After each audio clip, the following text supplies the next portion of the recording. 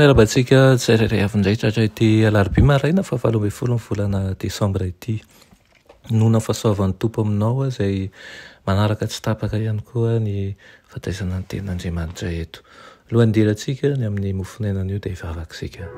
Ianay tsara indrindran-danitro, mbola velom-pisaoranao izay ny amin'ny tombonandro izay omenao anay anio. Misaotra tompo izay manome zava-tsoa ho anay, ary koa ny fahasoavanao izay mbola posaka ao aminay.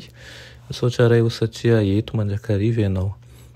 Fanirinay ny ho tafiaraka aminao hatrany, tafiray aminao, ka metezanao hiasa eo anivon'ny fiainanay tsirairay avy. Amin'ny anaran'i Jesosy, amen. Raha teny mofonenantsika androany dia manao hoe fahamboniana ara-panahy azo tratrarina. Alaina amin'ny Joda 4:20. Manao hoe ary ho amin'izay maharo anareo mba tsy ho tafitohina ary ametraka anareo tsy hanatsiny eo analohan'ny voninahiny amin'ny firavoravoana. Amen. Nankatoan'ireo fitakian'ny lalàna rehetra Kristy noho ny amin'izany fankatoavana lavorary izany dia nataony ho azon'ny olombelona tsirairay efaina ny mankatoa ny didin'Andriamanitra. Raha milefitra eo amin'ny Kristy isika, ny fontsika dia miray amin'ny fony. Voasaro ny sitrapony ny sitrapontsika. Manjary anankiray ao amin'ny Kristy isika, iray amin'ny saina ny saintsika. Voababo ny eritrerintsika, mivelona amin'ny fiainana isika. Izany no atao hoe mitafy ny akanjom-pahamarinany.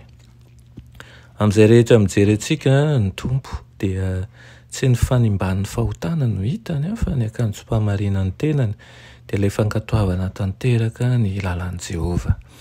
Nanome fomba handresena ny fahotana rehetra sy hanoherana ny fakapanahy rehetra ny drafim-panafotan'Andriamanitra. Tsy manalatsiny ny fahotana ny fakapanahy mahery indrindra. N'inona tsindro mitambesatra amin'ny fanahy dia asa miankina amin'ny safidintsika manokana ny andikana lalàna. Na ny tany na ny elo dia tsy manana fahefana ny herentsika hanota, tsy maintsy ho manaiky hanao an'izany isika. Ary ny lefitra teo amin'ny fahotana ny fo. Raha tsy izany dia tsy handresy ny fahaiza mandanjalanja ny fireta-po ary tsy handresy ny fahamarinana ny fahotana. Raha mialoka eo ambany faneva izay voatetin'ny ran'ilay Andriana Emmanuel sika ka manao ny asana ao anatin'ny fahatokiana dia tsy hitolo-batana amin'ny fakapanahy na oviana na oviana satria mijoro eo anelantsika ilay miazona antsika tsy ho lavo. Tsy ilayntsika ny hitanan'ireo foronana feno fahotana izay ao anatintsika na dia anankiray monja aza. Rehefa miray amin'ny fomban'Andriamanitra isika dia voahaisotra tsy ao amin'ny toetrantsika ny foronana nolovana tamin'ny razana sy ireo nambolentsika ary tonga hery velona hiasa ho amin'ny tsara isika.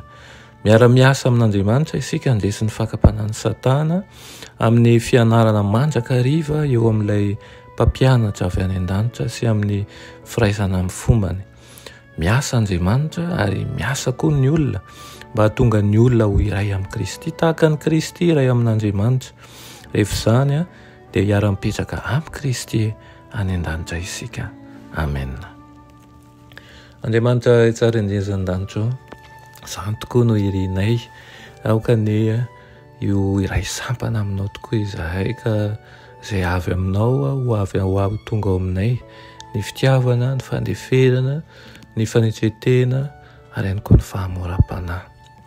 Meteza ianao handrotsaka ny fanahinao masina aminay tsirairay avy eto anio ka hatratraranay ilay fenitra tsara indrindrany aminao. Amin'ny anaran'i Jesosy, amen.